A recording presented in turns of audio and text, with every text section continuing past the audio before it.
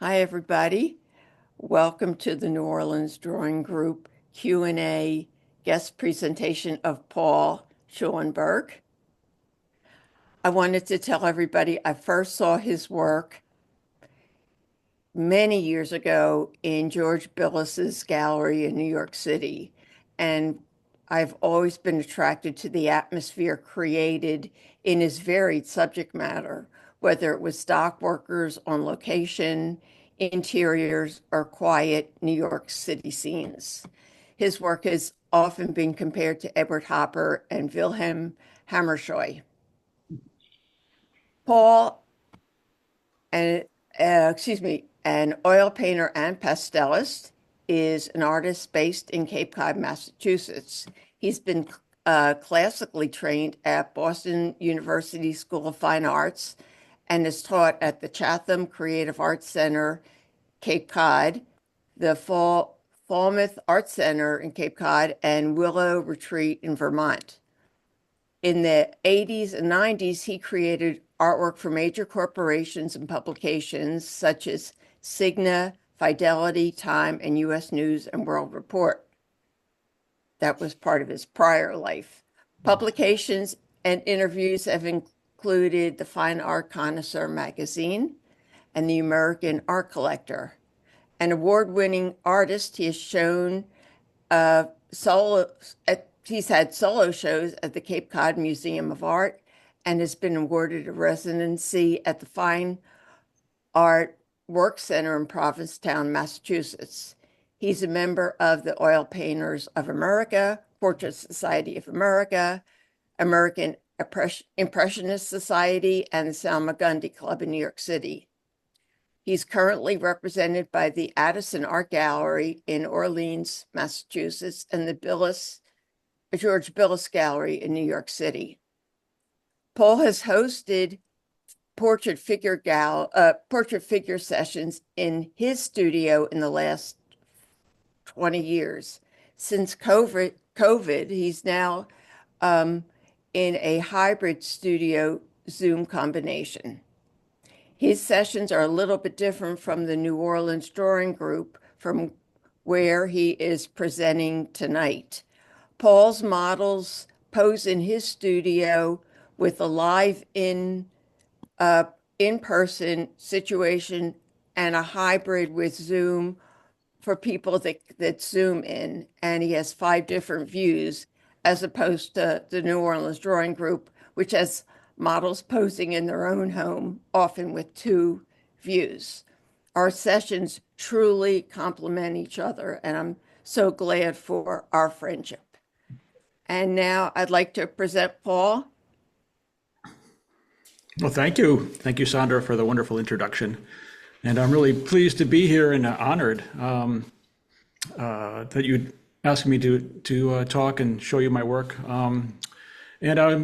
Instead of just showing newer work, I'm going to kind of go through my life, a portrait of an artist as a young man and a middle-aged man and becoming an old man. So we're just going to start pretty much at the beginning. Well, I'm going to start with some new work in case we don't get to the end, because I've got a lot of photos to go through. So I'll start off with some new things, and then we'll go back and see where everything kind of began. So let me see if I can share.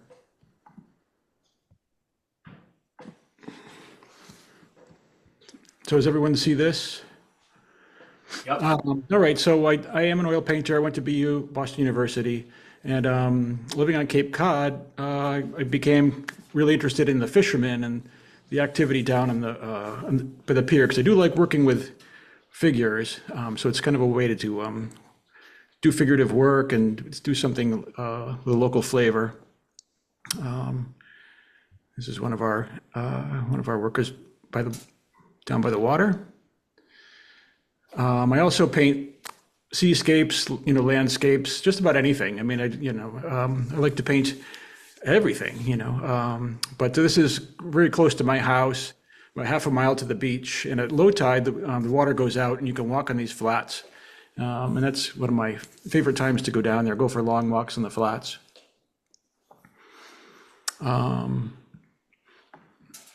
People seem to really enjoy the female fisher people, and I do too. And this was one of my favorites, a young woman who was pulling in nets at the end of the season.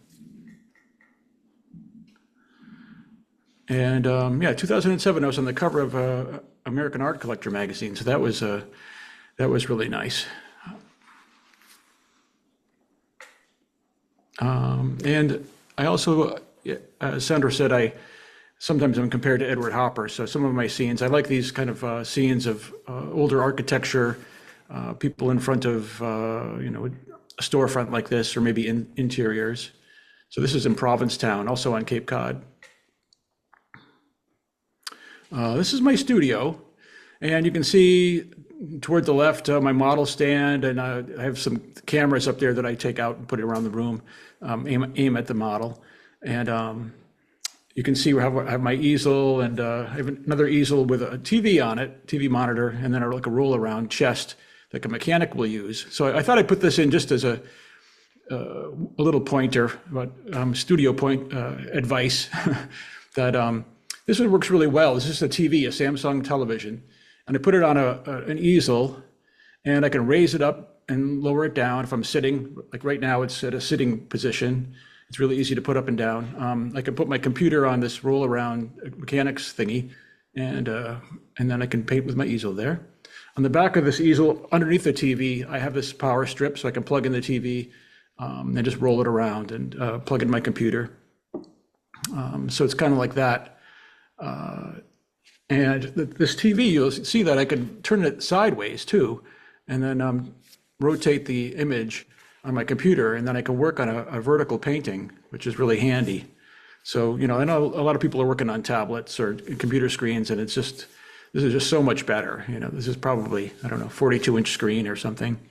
And you can see my computer is on this stand that you can get, maybe at Staples. I don't know. I think we got this on Amazon or something, but I use this all the time to hold up my computer to see better and work easy to work with that. This is my grandfather. On the bottom it says July 1962. So my grandfather was a painter, my mother's father. So because he was an oil painter, my mother always kind of encouraged me to, follow in his footsteps, unlike most parents, which would tell you to get, be practical and get a real job. So he was a pretty accomplished painter. This is me standing in front of his car, and looks kind of, I dress pretty much the same, I think. Haven't changed too much. This is one of my grandfather's paintings. He did a lot of paintings of upstate New York and Vermont, and they would drive around and look at farms. This one is, on the back it says, to Paul Mark on his 6th birthday. So he gave me that on my 6th birthday. Our house is full of oil paintings done by him. No prints or pictures that were purchased. It was all landscapes and paintings that he had done. So this is my grandfather's kitchen, and reading comic books. I was really into comic book art, so I knew he did oil paintings, but I was probably more enamored with looking at comics. And so this is a friend of mine. Also, we used to draw comics together, and you can see he's got a Peanuts sweatshirt on. And he wound up going to RISD, became an artist. He became an art director and a graphic designer. And he gave me my first commercial art job. Since I studied to be a painter, I can't really find a job doing that after college. So he taught me how to do some commercial artwork things. And then he actually designed my book. 5 years ago, we put out a book of work, 200-page book dedicated to my past 20 years of painting. And yeah, he put it together for me. So good to hold on to old friends. And here we are reading our comic books. And when I was 12 years old, I took a talent test. And you can see here, it says I was age 7. And how long you've been interested in art? About as long as I can remember. And we study art in school, yes, 2.5 hours a week, half the year. So I wasn't getting a whole lot of study in. And they wound up sending a salesman to our house, trying to talk us into an expensive correspondence course, and my parents sent them away. And I figured at that point, my art career was over. I was shattered. This is from high school, a self-portrait. and maybe at acrylics, I don't think I worked in oils back then. And then this was a few years later at BU after a little bit of training. This was done with washes, so kind of an old style of glazing and scumbling. And then this was like a paintings techniques course. This is a different style, more in, using like a palette knife and just big shapes without any detail. And then this one, I was trying to be sort of Rembrandtish, I guess, with really thick paint on the side of my face and just kind of washed in these dark areas. And this was just a self-portrait I had done late at BU, maybe 78, 79. And it was in my mother's attic for like 30 years. I think rolled up, and when I unfurled it, it was all cracked and needed some repair. And I put it into a show on the Cape here, and it was out in Provincetown at an arts organization, and someone bought it, and they took it out to San Francisco and put it in a really fancy house. So this was a photo taken from Instagram with this dog in the front, but you can see my self-portrait. Who knew I was doing a self-portrait back in college days, and that someday it would have a place of honor like that. So this is, I think, graduation, actually, from a college graduation. That's my friend Dave, who was on the right, the cartoon guy, and then me with a tie, looking goofy with my mustache, and my wife at the time, Joan, and my brother and sister. And then after graduation, my first job was pumping gas. I had an art degree, so what am I going to do? I wasn't sure. I thought I'd be going to graduate school or get a teaching degree. I had to figure out what to do. So, but I was just pumping gas in that summer. And at some point, we went to Connecticut and went to an art show, and I tried displaying some paintings, and I thought, if I sell one or two paintings, this will be a sign. This will be a sign. This is what I need to do. And I didn't sell a darn thing. So I thought maybe that's a sign I'm going down the wrong path. It's mostly, just little still lifes, a couple landscapes, some fruit and that kind of thing. Didn't work out. But then I got a job in Boston at an animation studio. So painting the back of these animals, animation cells. Someone else would do the inking and I would put in the colors. So this was called Animal Olympics, and yes, with Billy Crystal, Gilda Radner, and Harry Shearer did the voices, which makes it sound kind of glamorous, but it was actually, it was just kind of like factory work. But I felt like I was doing something sort of creative. So then they moved to California, and I thought, am I going to move to California, or am I going to go to graduate school? I need to figure out what to do. So in the meantime, I got a job as a waterbed delivery man. This is just some photo I found on the internet, just to show a guy working on waterbeds. But this is kind of what I did. I had to assemble and fill up waterbeds. And then I became a waterbed salesman. And then I worked for Montgomery Ward's as a furniture salesman. And during that time, I wasn't doing much artwork, just trying to figure out what to do next, graduate school, teaching degree, animation. And then my wife got pregnant, and then she came down with leukemia at the same time. So she was getting treatment, like chemo, while she was pregnant, and at Mass General.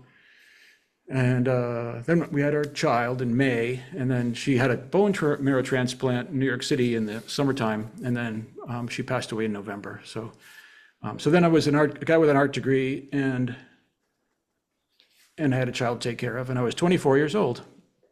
So yeah, how do what do you do next? So anyway, this is Leah in the middle and me and her cousin, just to show you that, we continued on our way. This is the Big Apple Circus. But while she was very small, Dave, my friend, showed me how to do paste up.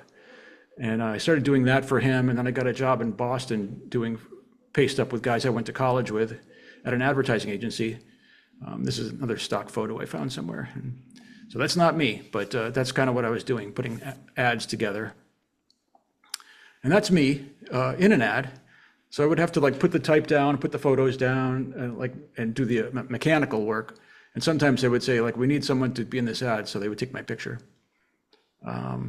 This is cover of a magazine, pretending I'm working on a computer.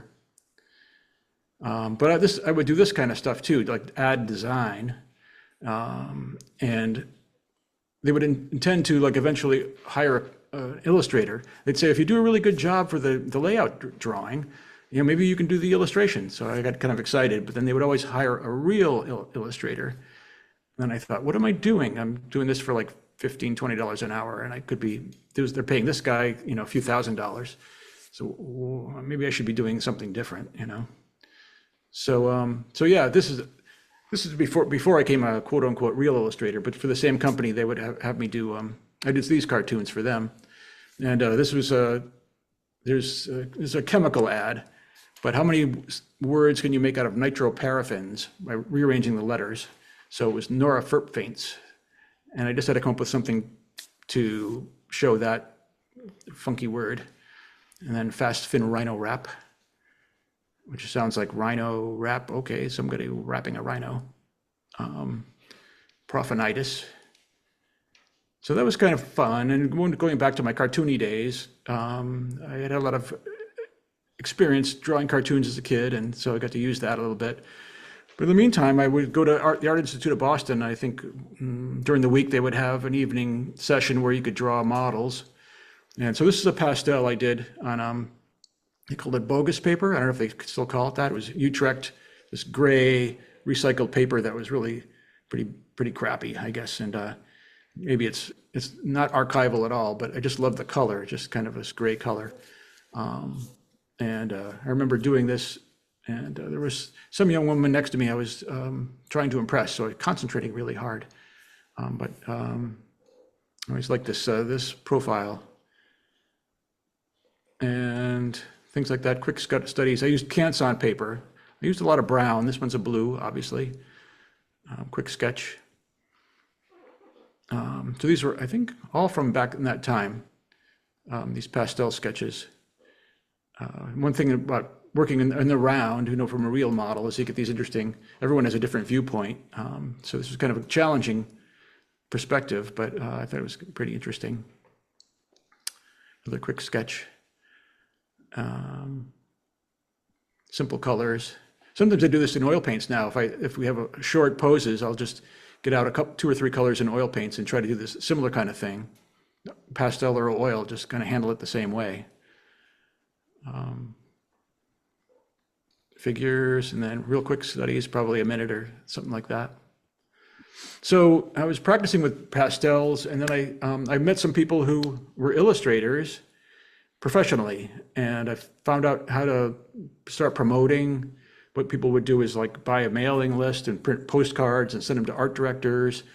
So I did this pastel. This is I forget her name, Clara Bow, I think. It was a photo from like mid-1920s or even before, I don't know, silent movie actress. So I added colors and kind of jazzed it up, and sent it out just to art directors all over, all over Boston or maybe beyond, looking for work.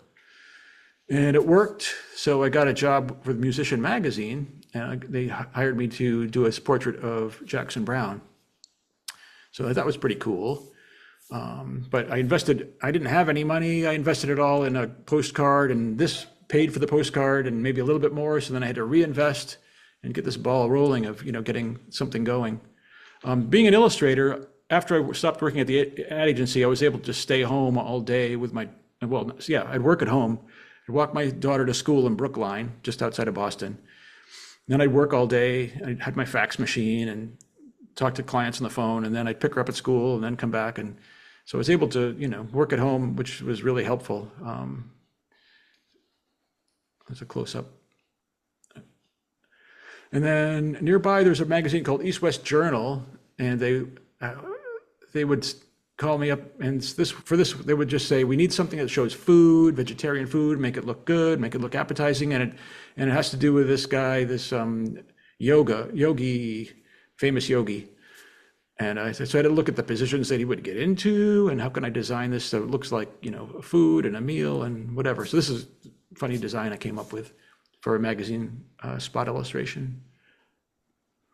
This is another promotional postcard in pastel. So this is the Boston skyline. and which has probably changed quite a bit. So, because this was probably the mid to late 80s, stylization of clouds and sky, and I liked the sketchy quality, leaving some texture and not smoothing it out too much. So here's a job I got, probably based on, might have been from that postcard, some kind of brochure, annual report or something. I think it was loosely based on Rockwell's view of Stockbridge, Mass. There's where you could just kind of see a straight-on view of a main street. So they probably asked me to do a small town, but show farms and rural areas and show a variety of things. So I had to make up what a small town might look like. And it wraps around the back this way. And it was kind of fun putting a little dog in there and a postman in the back. And so it's entirely, yeah, made up. And then this, I think the same organization hired me to do another brochure. This is the Chicago skyline. And they provided me with some kind of photo or more than one photo to work with. I just had to illustrate this for this conference they were having. And then I also did these pastel portraits. One was Gail Sayers on the left, famous football player back in the day. And then Marilyn Voss Savant, writer and genius, it says here. So IQ of 230. She used to have an article every week in the Parade magazine. And then if you get the newspaper, I don't know if she still does that, but that did that for years. And she contacted me and wanted to buy this drawing of her, or pastel piece. And I said, okay, as long as she takes a photo and stands next to it once she gets the drawing, and but she never did, so I'm still waiting.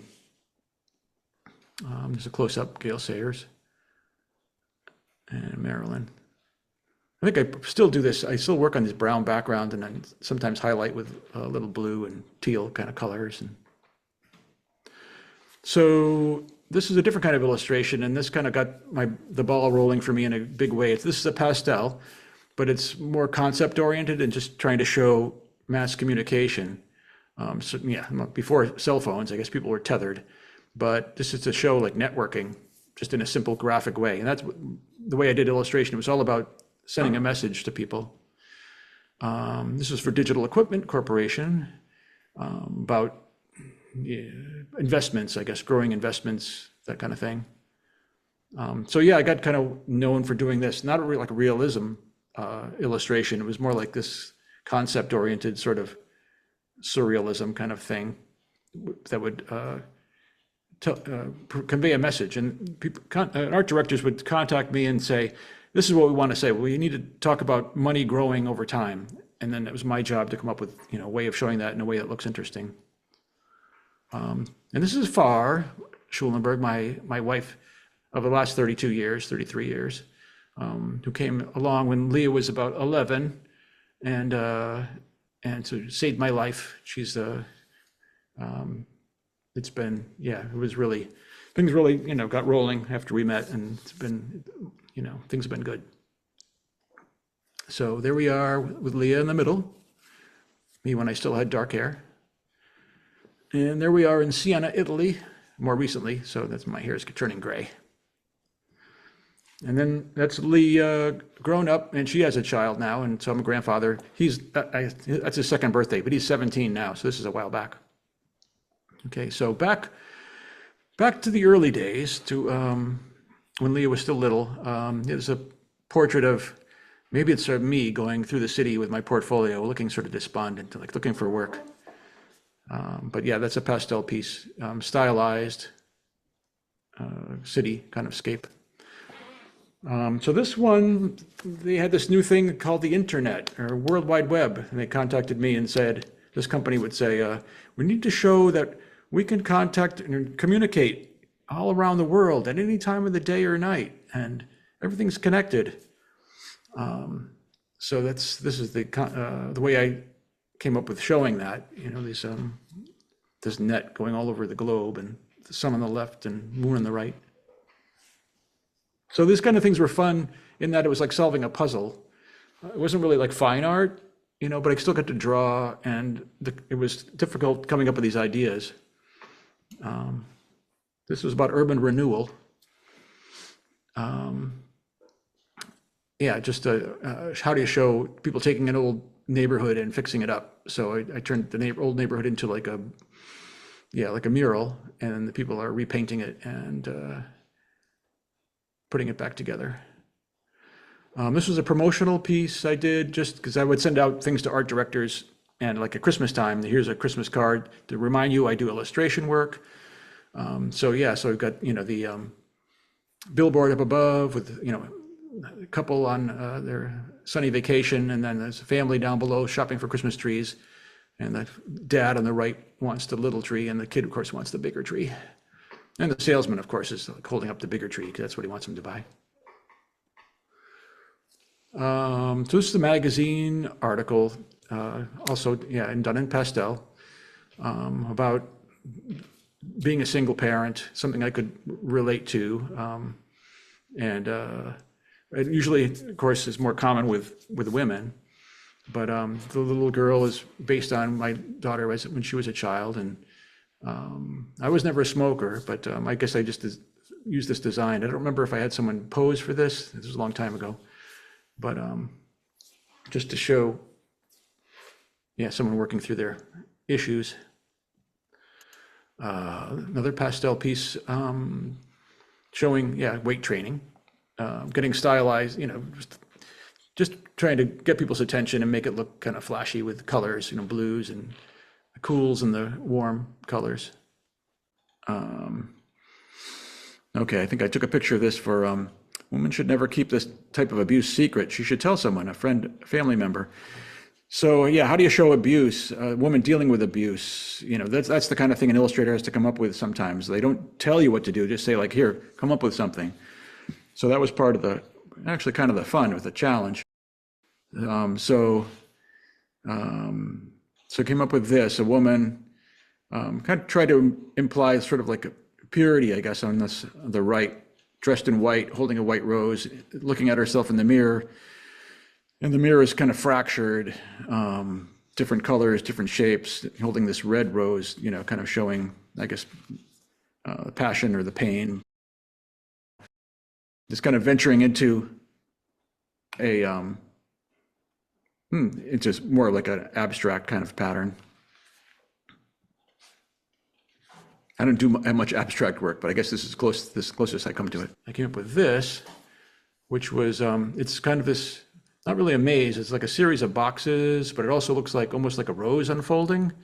And so there's these harsh blues and reds, these colors as it's unfolding, and this woman is trapped inside, or maybe it's unfolding, maybe she can see a way out. And I don't know, she's black and white, and the colors are surrounding her. I thought it made an interesting sort of concept. And then I don't know if someone saw that or something, but I did this kind of revisited that with this some kind of hospital magazine. This is about depression. So they're not all depressing illustrations. This one was about family finance. Mom, where do I sleep? So here's a family on vacation, enjoying themselves. Yes, maybe saving a few bucks or whatever, but they're all in one bed. So this was for the Boston Globe, and like a charcoal drawing. And late 80s, 90 maybe, and similar to what's going on nowadays, people talking about immigration, people coming from Mexico, coming across the southern border. So how do you show that? I did that as showing it as a cliff, that people are trying to scale this high cliff. And once they get across that, then they still have to go over a wall, and they have to get past this barbed wire. And then, then the ultimate goal is the jobs in the distance. So glad to be living in the USA. U.S. News and World Report. I did this. Also, they were talking about the state of the country and the state of each state. And so how do you show all these states that are having problems? I showed that with little three-dimensional like cutouts, as like a kind of child's puzzle would be. And there's Texas and Florida, and you can make out different kinds of different states in there. And they're kind of cracked and crumbling and have their problems. So then the article went on and they talked about the different states. This is Tennessee, I guess. And so instead of the solid block, this is maybe where the block came out of. You can see what's going on in Tennessee. Things are partly cloudy, kind of sunny, not too bad. This Missouri, looking inside, and it's looking a little dangerous out there. And then New York at the time, I guess, wasn't doing very well, or I don't know. It seems like, these problems, we're always having problems. It's an ongoing thing. So back to the figure. I think the gallery put this together. I like this little quote at the bottom by Charles Hawthorne, who's a Cape Cod, a Provincetown artist. A sketch has charm because of its truth, not because it is unfinished. So this I think was an oil, but it's very similar to the way I handled my pastels. Just a couple colors and put down very kind of deliberately. Now we're back to a newer pastel. So this is Joanna, done for the New Orleans drawing group not too long ago. So this is the first pastel I had done in, I don't know, in quite a few years actually, because I've mostly been doing oil painting. But yeah, one of my favorite models, maybe my favorite model. This was Freddie, and I put this in just because I didn't realize that we were doing multiple poses that night. So I did this in about 15 minutes, and then we took a break, and then he came back and it was in a different pose. So it's as far as I got with this one. This was John, I think his name is, for Christmas. I don't remember. This was a wonderful model. That was a fun one. And yeah, this was back to oil painting. This one, I wanted to do the whole scene and capture a lot of these details.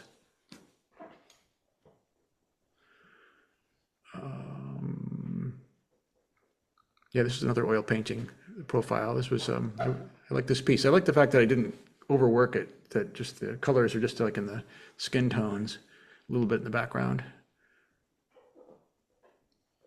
I think this was for group portrait model Zoom. Just 2-3 weeks ago, I think. This one is a group in Draw Brighton, I think Brighton, England. So the model was in South America and the group was in England. And I thought they were doing a 2-hour pose, but they had 2 hours, but they did 2 45-minute poses. So this was 45 minutes. I was kind of surprised I got that much done in 45 minutes, but it was pretty fun with the green lips and the green, whatever, foliage on her head. And here's Joanna. And she's modeled for me, I guess last time we talked with her, she said it was 2011, the first time. So this was a recent painting of her. This, I think, may have been the first time I ever painted her, in 2011. She came to my studio. And so I put in about 10 pieces just to show, like, this was with you guys, New Orleans group. And this was at my studio. And she sent away for this outfit, I think Amazon or something, it was Edwardian outfit. Particularly like the way the light was coming through her earring. And this was just, it's still out in Iowa at a show of figurative work that has to do with fashion. So, yeah. And this was at Christmas or New Year's, sometime around then. So she's dressed up for the holidays with holding a champagne flute. And I think this may have been one of the early Zoom sessions we did with Joanna, because when COVID started, my group, we always met in my studio. So we started meeting on Zoom just to chat and have a drink because we missed each other. And then we came, it occurred to me, maybe we could get Joanna to pose for us down in South Carolina. And I didn't realize that other people were going to pick up that, have the same idea. But I think this was for our group on Zoom, one of the early ones. This was in the studio, and I had a blue light on one side and a warm light on the other. This was actually done from a photo. I did this for a Zoom demo during COVID.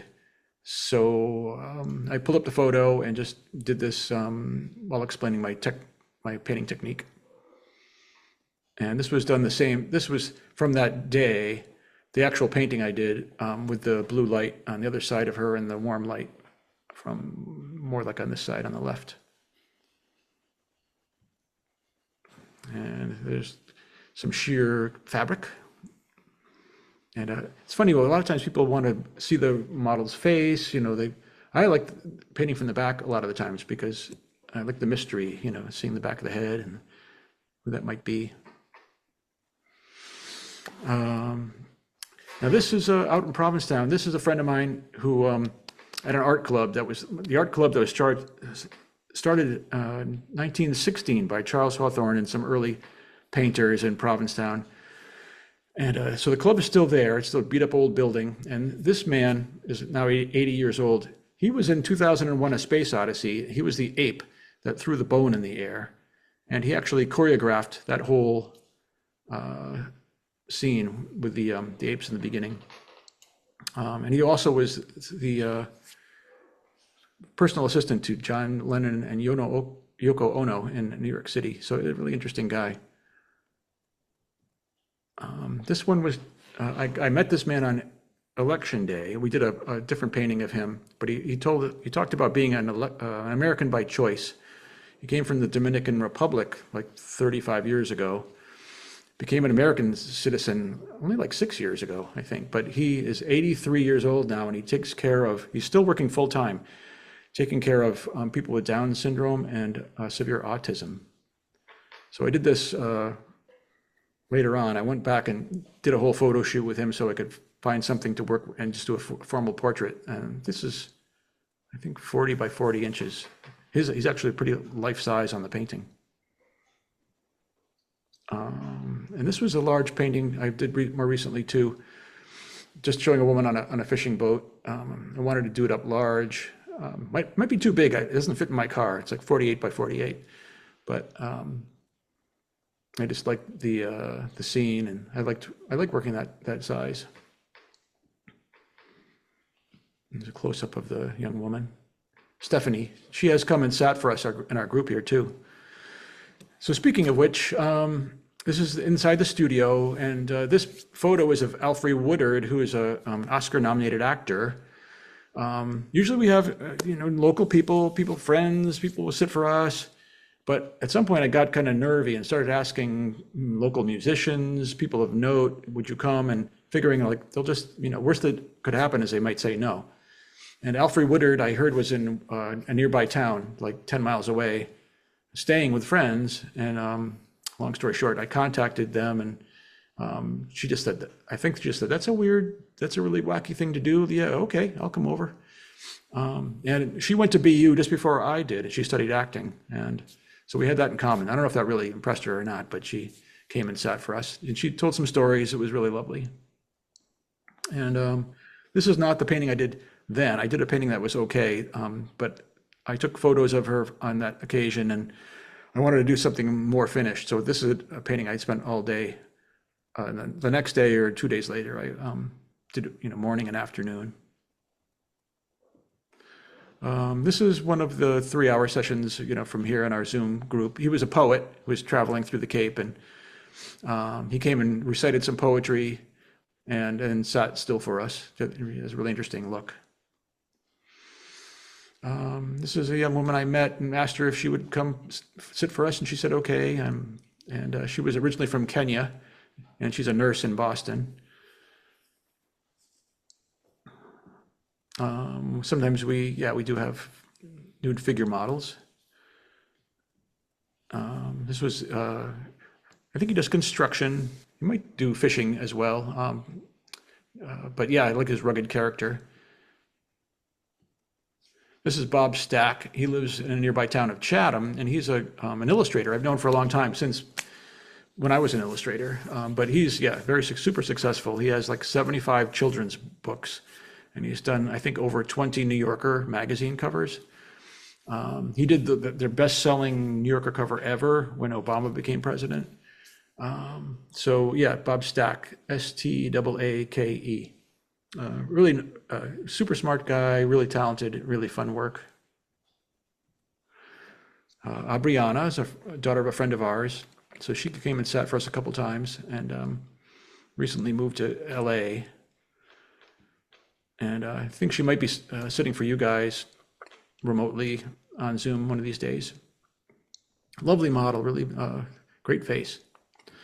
And then her mother just sent this to my wife because Aubriana moved to LA, so she wanted to know if Aubriana wanted to mail this sweater to her. So she took the painting and put it like this and sent it to Aubriana. Do you want this sweater? So it was kind of funny. So we also, sometimes I'll ask random people if they'll come. I happen to know this guy, Jerry Portnoy, who's a blues harpist, a harmonica player. And he used to play with Muddy Waters, and he traveled with Eric Clapton. So he came and played, and we painted, and he brought this other guy to play with him. And I hope the sound is good. I'm going to play just a little clip because I don't want to run out of time. Let's see. I'll start at the beginning.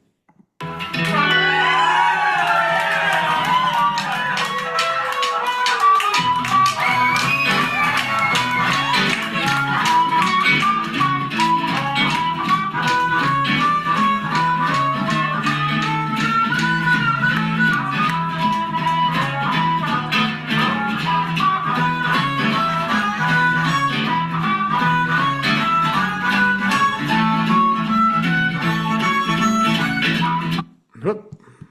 That's enough of that. These videos you can see on my website and on my Instagram, in case anyone's interested. The whole video. That's the painting I did. He sat still some of the time, and I think the guitar player kept playing the whole time. You guys still out there? I hope you haven't fallen asleep yet. Oh, yeah. Oh, yes. This is another, I got nervy, Dermot Mulroney is a TV actor and movie actor. And his parents lived in a nearby town of Orleans. And I knew he was going to be in town. And so I sent his mother an email and said, if you get him to come sit for our group, I will give you the painting. And I thought, yeah, why not? And it turned out his mother likes to come to the gallery where I show my work. And I had met her. I didn't even realize I had met her before. So yeah, he came, and he's also a classically trained cellist. So he played for us and sat for us. Oh, and I'll play, let's see, I think right around here was pretty good.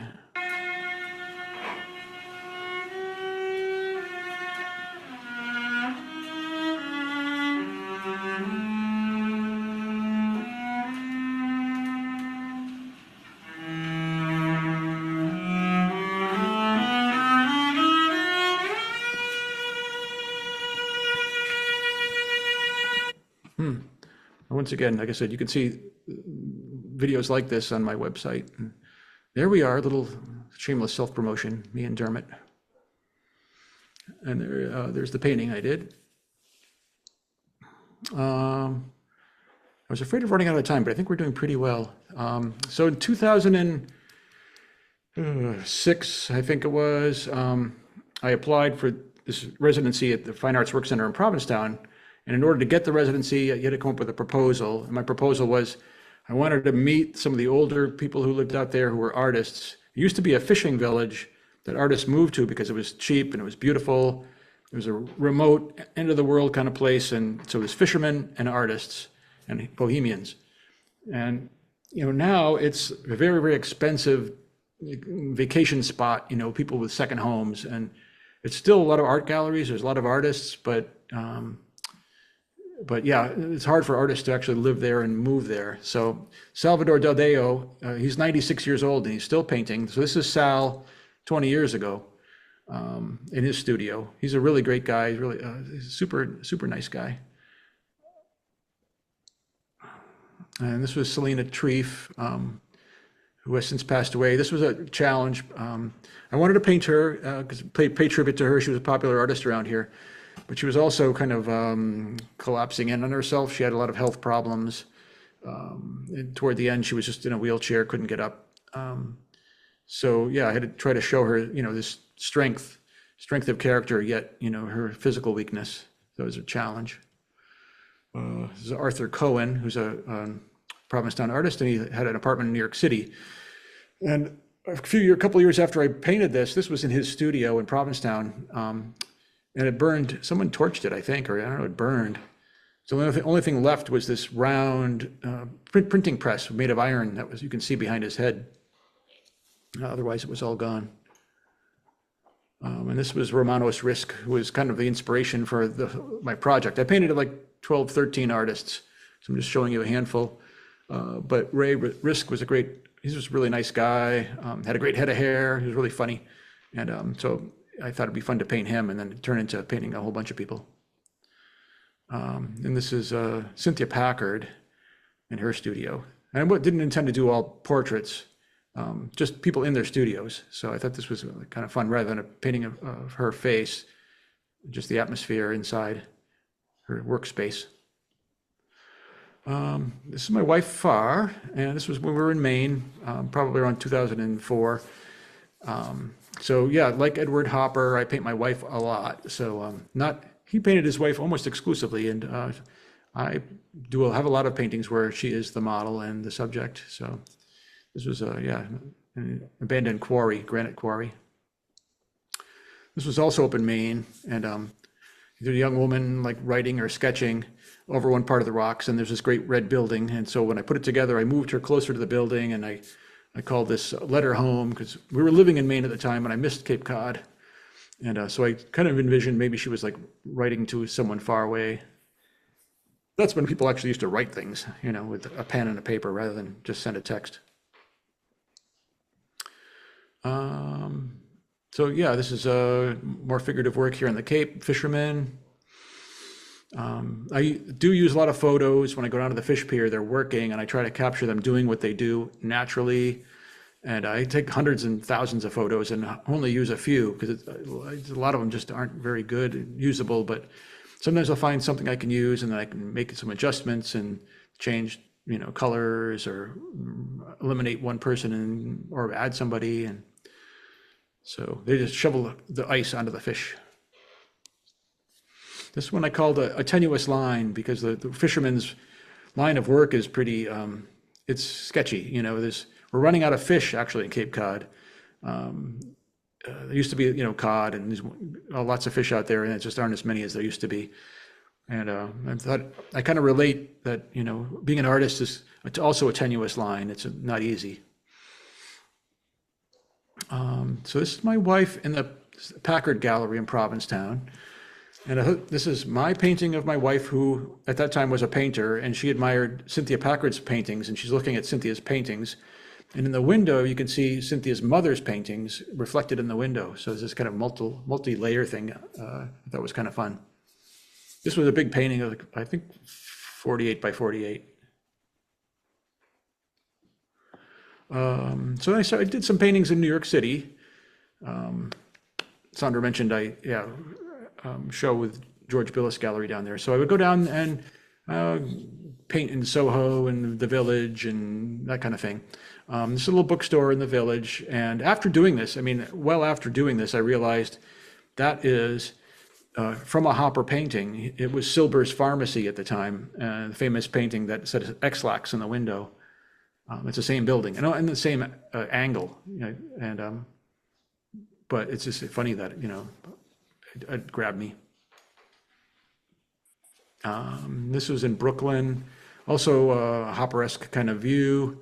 I'm hoping someday people say it's a Schulenburg-esque kind of view, but it was morning. I was having coffee across the street, and I went over, look at the light, and said, oh my gosh, this is cool. These white curtains and this guy with the white shirt and in there working. And I wasn't sure, people want a pretty painting? Anyone going to want to buy this painting? But yeah, no, it's gone.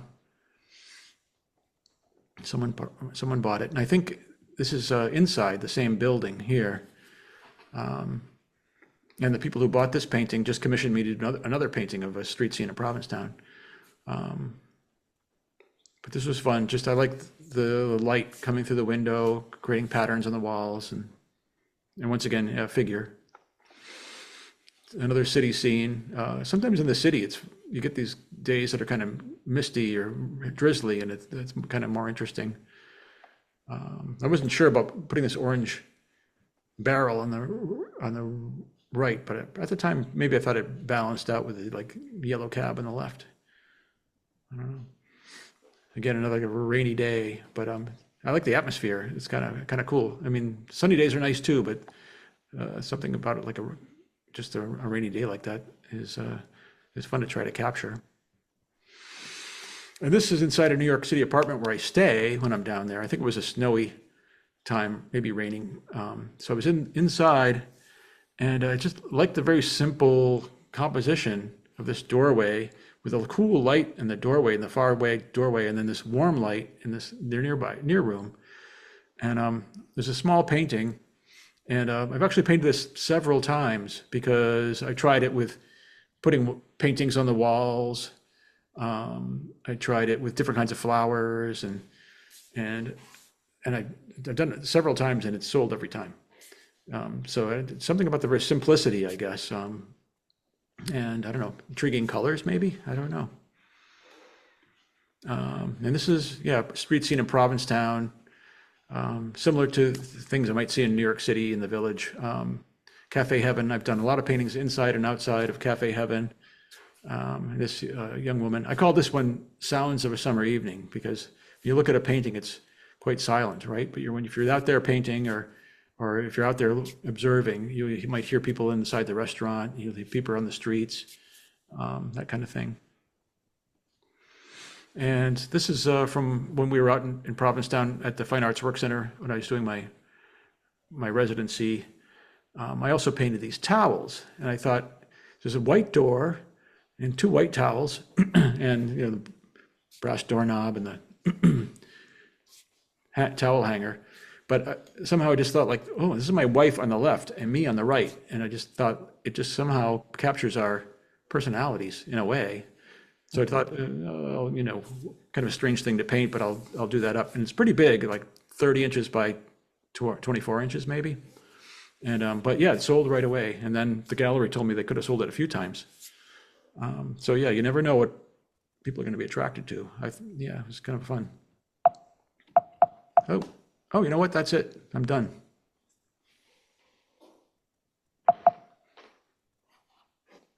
Did I lose you guys?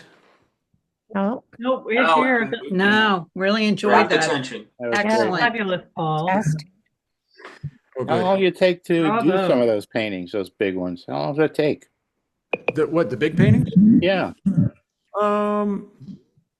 Sometimes, sometimes it can go pretty quickly. It's hard to say. I mean, once you know what you want to paint, I'll usually will spend the first day just maybe making a grid and getting a drawing down. And it might just be kind of a line drawing, and then I'll go in maybe the next day with tones and put in washes of areas of dark and tone it down a lot. It'll get darker and darker, and then I'll wipe away some highlights. And I like it to be kind of medium and kind of going toward the dark. So then when I go into my oil paints, I can put in the bright colors, and they'll pop and they'll be bright against those dark areas. Thanks. Paul, did you always have a great imagination in the illustrations? They were like brilliant. Oh, Dude, thanks. that's a real incredible knack to be able to put together what is someone requests of you on a piece of paper. Yeah, well, I think a lot of people think of illustration as that you're just doing what people are telling you to do, but it's not necessarily. I mean, even if you're like NC Wyeth, doing Treasure Island. I mean, it's his job to go, find the setting or make up the setting and get the people with costumes and set it all up.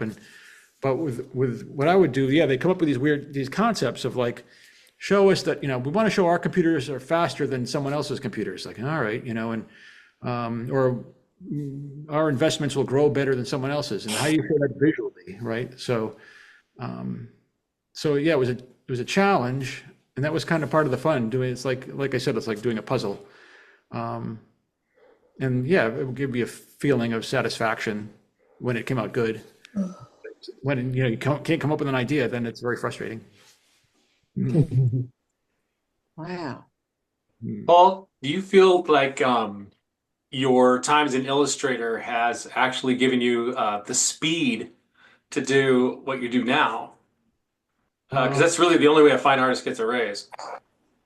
yeah, well, we were talking about this before the session about your experiences all kind of come together and help you in the long run. So, I was shy and withdrawn as a kid, had a hard time talking with people, and so that's why I would draw pictures so I wouldn't have to talk.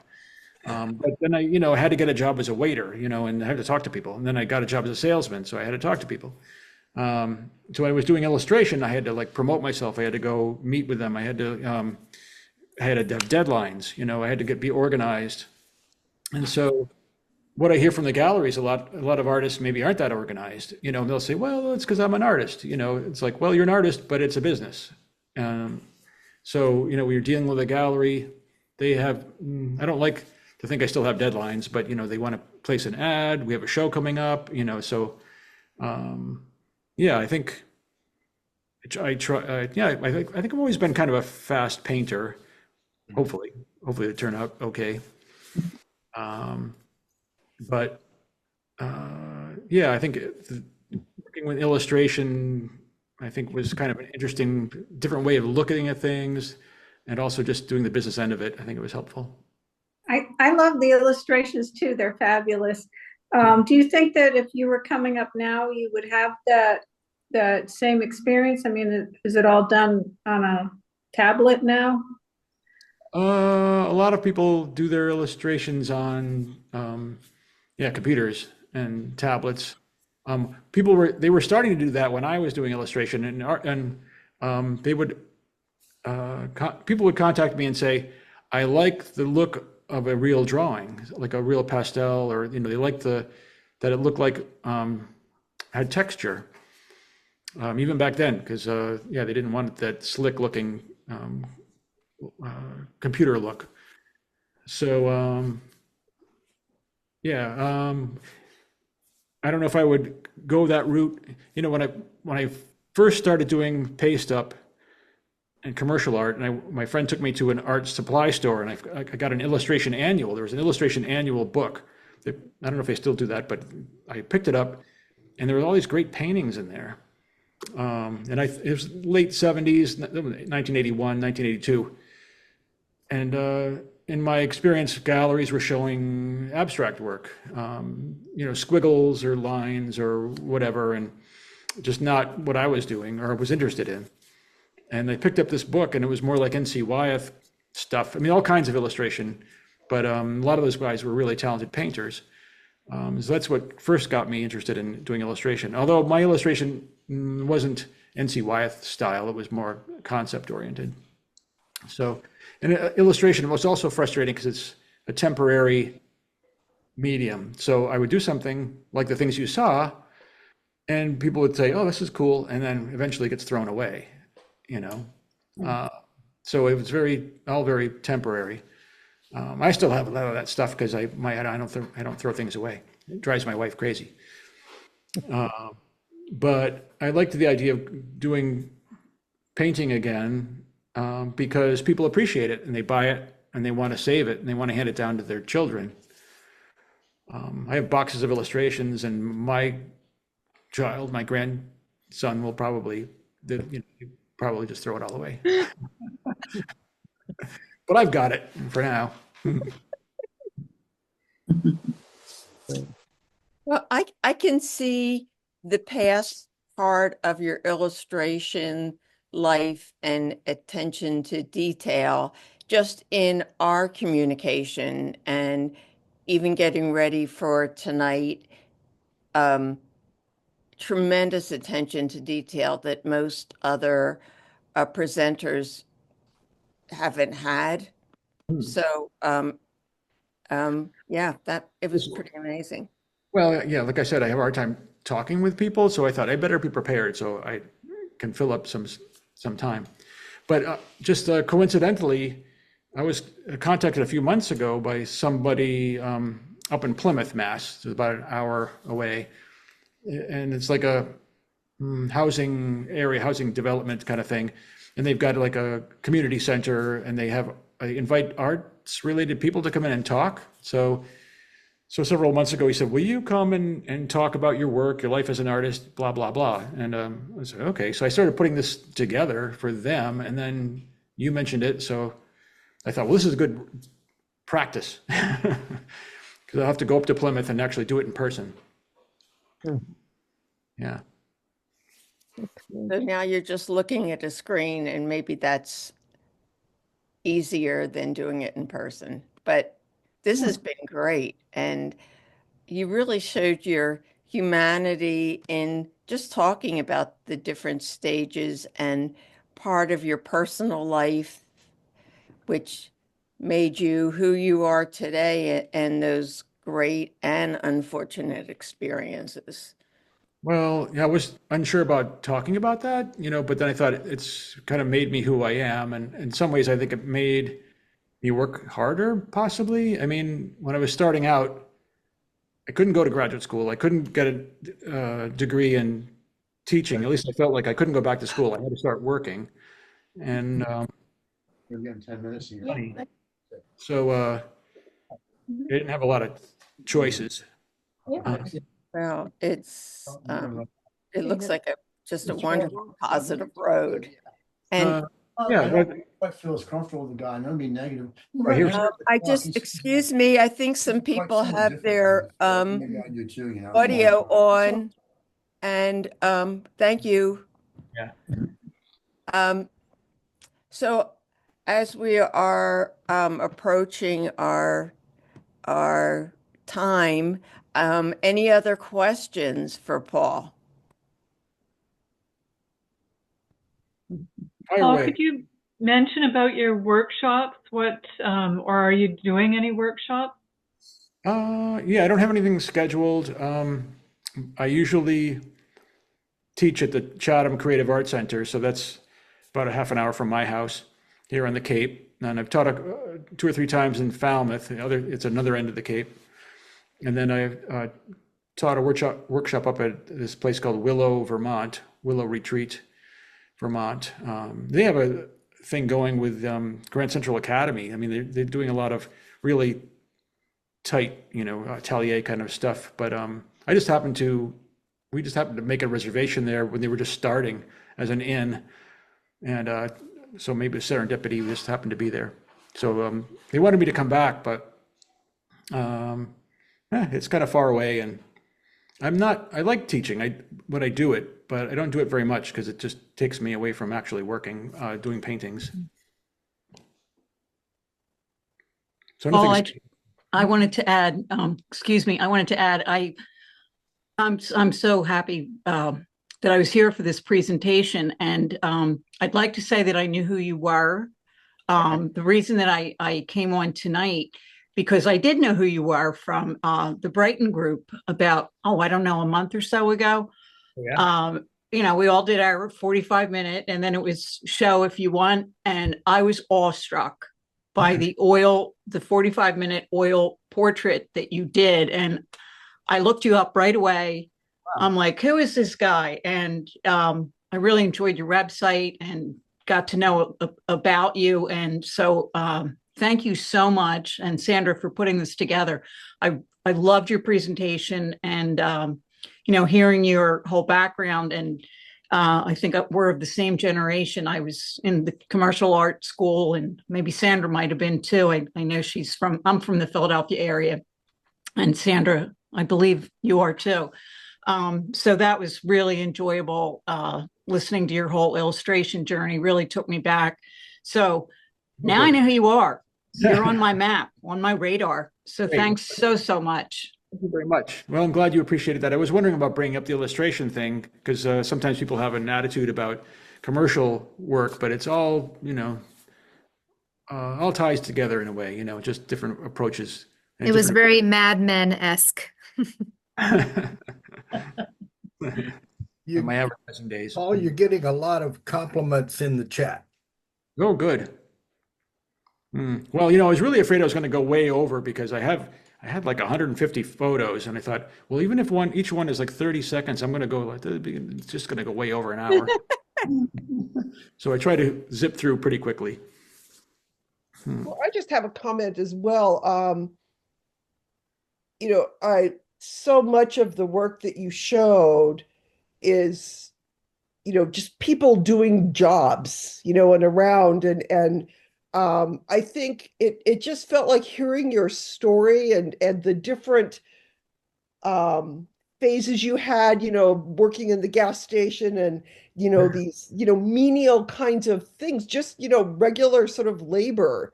Right. And all the hard work you've done along the way, you have this affinity Hmm. for people who are also just working for a living.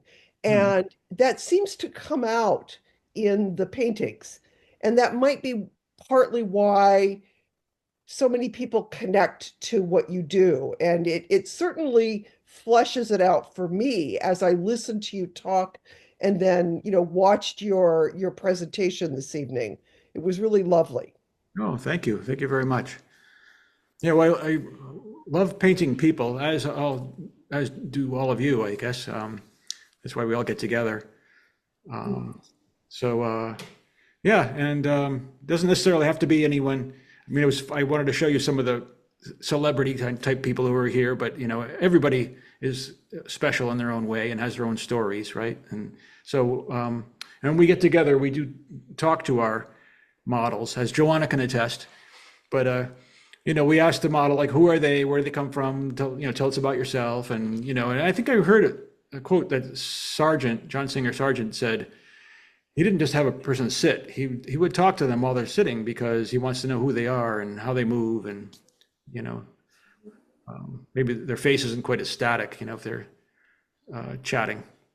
And Joanna is here. She is here. Hi, everybody. Hi, Joanna. Thank you Hi, for coming, everybody. Joanna. Hi, Joanna. Thank you so much for the invite. Glad you could make it. I wouldn't miss it. More about me than you really wanted to know. Not true. Any other questions?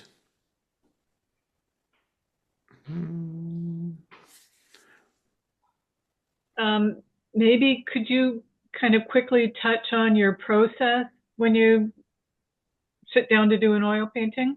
Yeah, like I have some time lapse. I have a bunch of them on my website and on YouTube, but I always start with a white canvas, and I'll do a wash. I call it a wash, but not too wet. I'll put a tone down anyway. Sometimes it'll be a dry tone, but just like a medium gray. Could be brown, could be green-ish, but mostly just got a medium tone. And then I'll draw with my brush, like I would, maybe with a pastel or a charcoal, do the drawing and add more tone, getting darker and darker. Then I wipe away with a towel. I wipe away the highlights, not all the way back to white, but just make things a little lighter. I don't know if I have anything around here I could show you, but just make a tonal, like, sepia study. So I'll do that during the first 20 minutes or first half hour, try to get the drawing pretty much established, and then I'll go to color after that.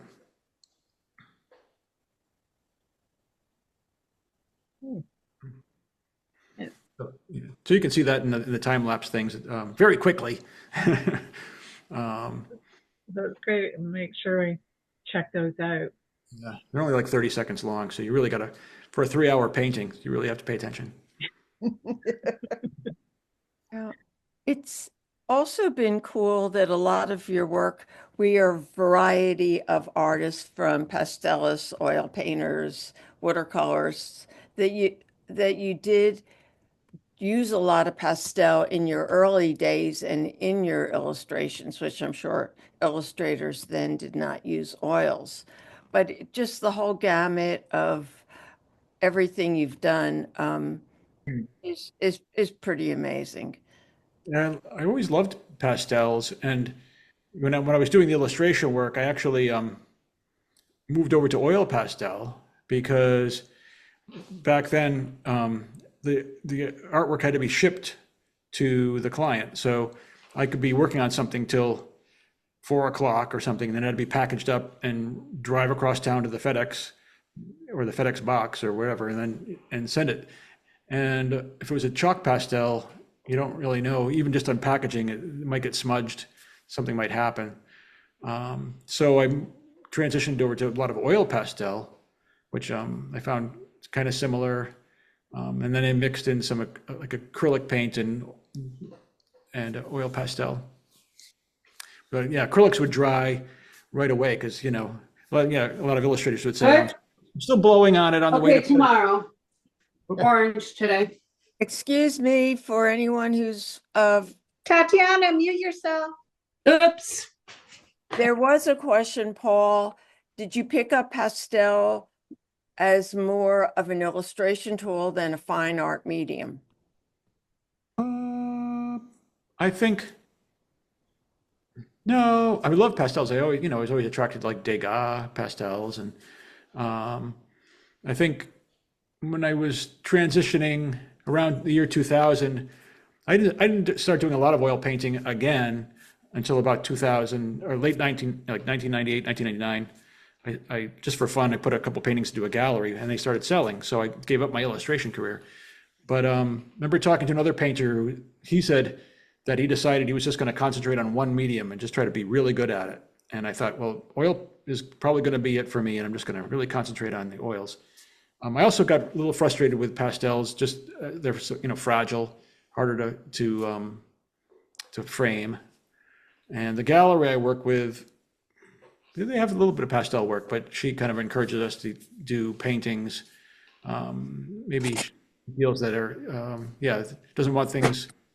I don't know. Yeah, I loved working in pastel, but I just decided I had to concentrate on something, so that's what I chose, the oil paint.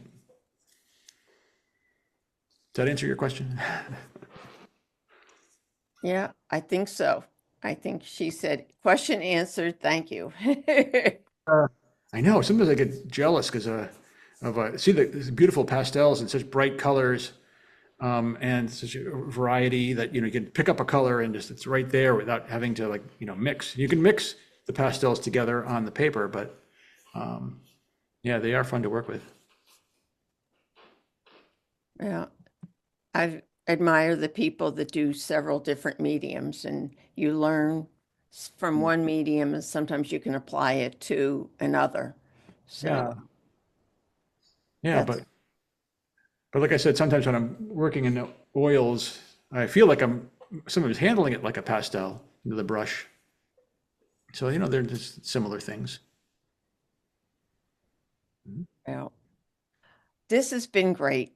So I want to thank you, unless there are any last minute questions.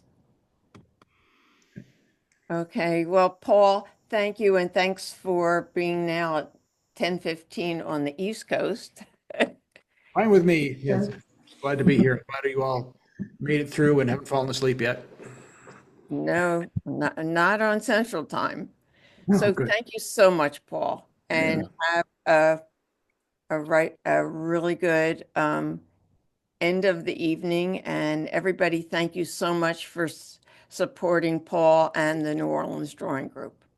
Hey, thank you. Thank you. Thank you, Sandra. Paul, thanks so much. Thank you, Paul. Thank you, Paul. Thank you, Sandra. It was Thank a you, great Sandra. night. Wonderful job, everyone. Thank you. I mean, Wonderful. It was Very great. inspiring. Thank you, Paul. Yeah. Thank you, Yeah. everybody. Night, everyone. Good night, everyone. Good night. Adios.